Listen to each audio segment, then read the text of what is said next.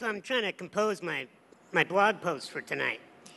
And I'm thinking, this sounds really believable, that I went to prison and hugged a bunch of really nice prisoners while a DJ Busy threw on some records and Richard Branson told me where I can score some free heroin.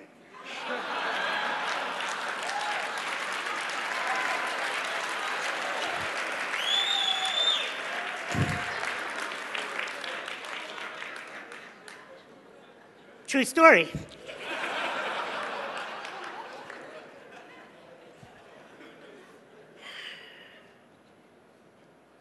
Lesson number 1. Never believe a prediction that doesn't empower you. When I was born, the doctors told my parents that I would be dead within the first 24 hours of my life. 35 years later, all those doctors are dead.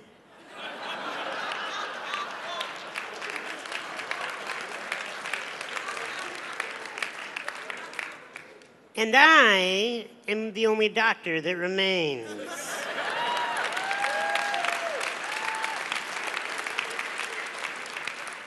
Never believe a prediction that doesn't empower you. How many predictions have been thrown at you your whole life? If you believe predictions that do not empower you, you will wither away and die.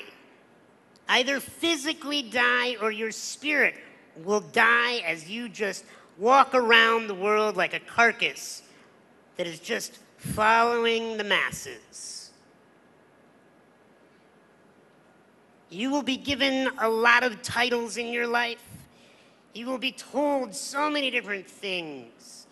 You must only listen to that which empowers you. I have a belief that has served me in my life, and that is that everyone is rooting for me to win, even those that do not know it. And I am not here today to tell you that I have had adversity in my life, and so therefore I know what you're going through. I don't have a clue what any of you are going through in your lives. I did not grow up in your neighborhoods, more than likely. I did not have your set of parents, nor do I live in your body. I have not had the events that you've had happen to you. I can tell you I am only an expert on one thing, and that's how to be me. And I do it well.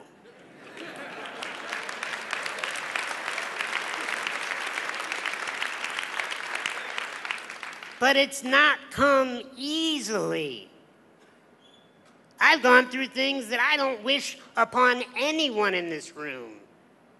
I've had metal rods pulled out of bone marrow while I was awake. I've had jaw infections where teeth had to be extracted and I can no longer chew my own food. I have to get up every day and be showered and cared for physically by another human being. Fortunately, she's a gorgeous woman that I married.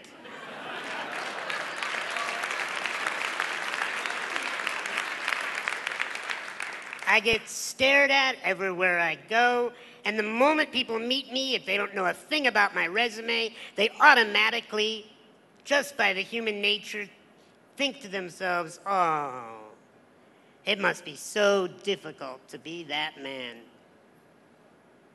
If somebody pities me, they're wasting their time. Because I have chosen a life of strength. And I am here to help you choose a life of strength. But I'm going to tell you, we've talked about drugs here. You know what the worst drug to ever hit the human race is? Pity.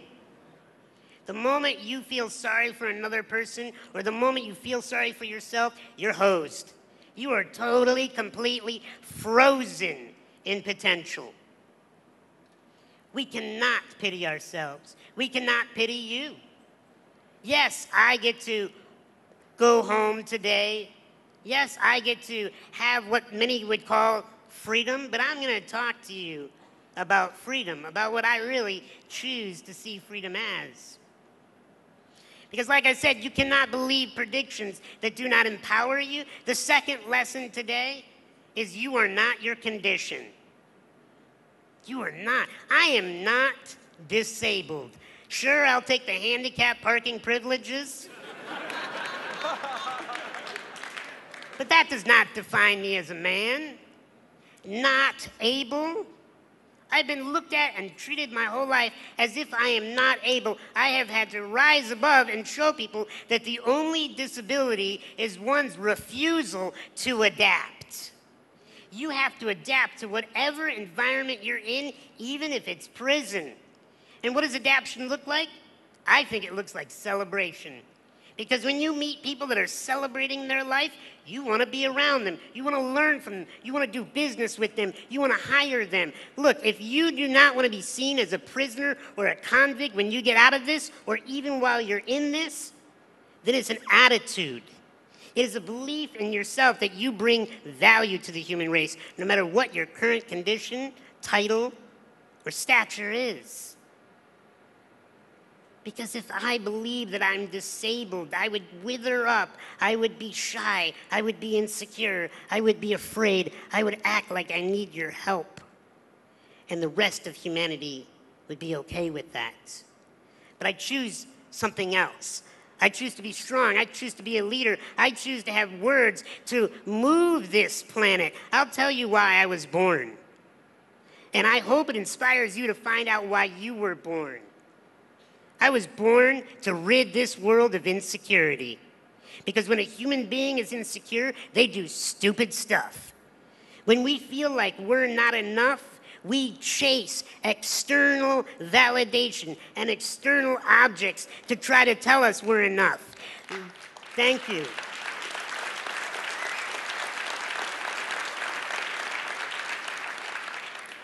You are enough. I'll tell you, I made a pledge as a therapist to love all human beings no matter what they've done. Because deep down inside, I've found that every human being just wants to be loved. Even if they're tough, even if they're scary, even if they're vicious, you get them in the right position at the right time, they'll tell you the truth. They just want to be loved. You know who they want the love from the most? Not their moms, not their dads, not their wardens, none of these people. They want to be able to look in the mirror and love themselves. And if you can figure that out, then you're going somewhere.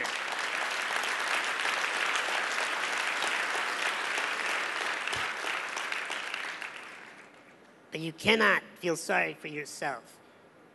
When you feel sorry for yourself, you will wither. But there's a contradiction to feeling sorry for yourself. At the opposite extreme, it's what I call bullying yourself, beating yourself up, being your own enemy and telling yourself that all those predictions, those negative opinions, they're true, they're right, you're washed up failure, you're not going to amount to anything. Bullying yourself is the most dangerous thing that you could do. You cannot afford to pity yourself. You cannot afford to bully yourself. You have to love yourself. Because the last lesson that I'm going to share with you today, that is, I'm going to teach you what the real prison is. It's not surrounded by barbed wire or electrical fences. The real prisons do not have guards. The real prison's up here. And we all got it.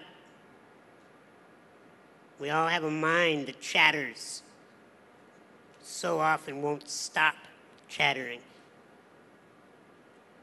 Do you know where your salvation is? It's not outside these walls.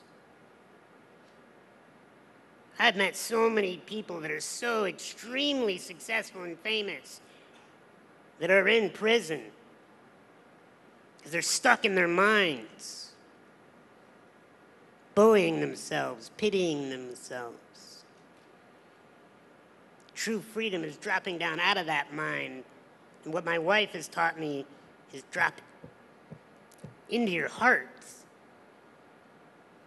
into mastering this beating thing that is more than just sending blood to the extremities. What is it doing? It's sending emotional possibilities, infinite possibilities of choice in our behavior, in our life, in our attitude. When you love yourself, whether you're sleeping on a prison cot or in a mansion Whether you have food in your belly or you don't know when your next meal is coming, when you love yourself, when you learn to master your emotions, then and only then are you free. I love you, each and every one of you, and I wish you freedom within these walls. God bless.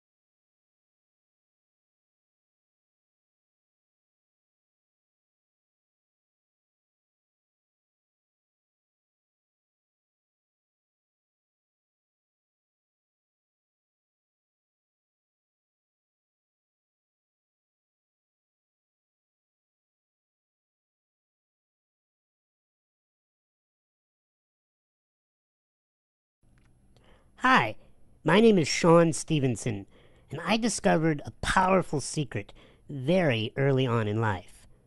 I'm going to share with you that secret with you in just a moment, but first, let me tell you about myself.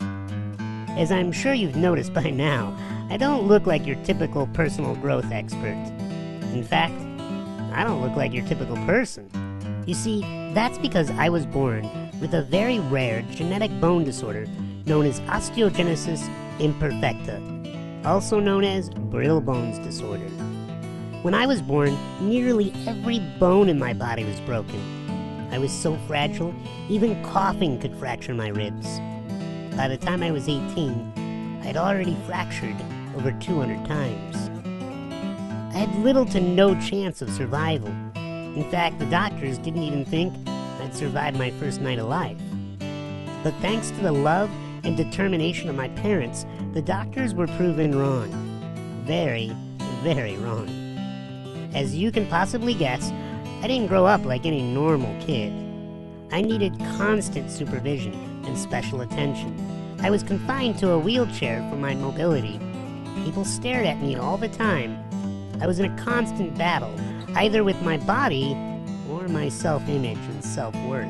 But one morning in October 1988, my life changed. I fractured my leg by catching it on a door frame and was in excruciating pain. Trying her best to calm me down, my mom asked me, "Is your condition going to be a gift or a burden?" After hearing those words, something in me clicked. You could call it an epiphany, a monumental realization, a life-changing moment. Because that's when I realized it's not about what you have. It's about what you do with what you have.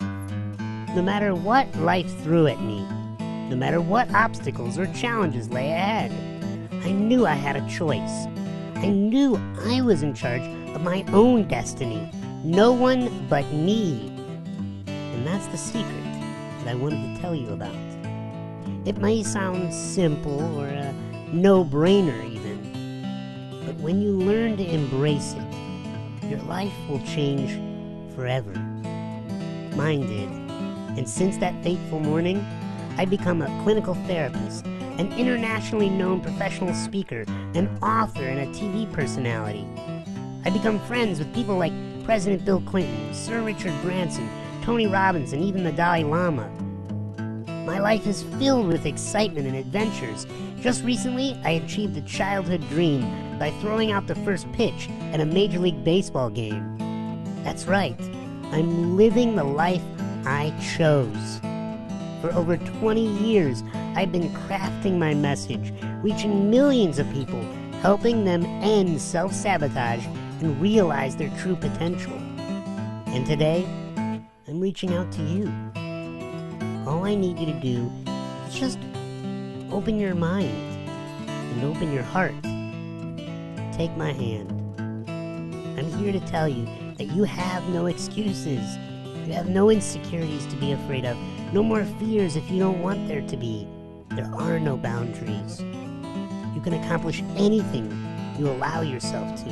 You can overcome any challenge life gives you. You can live the life of your dreams.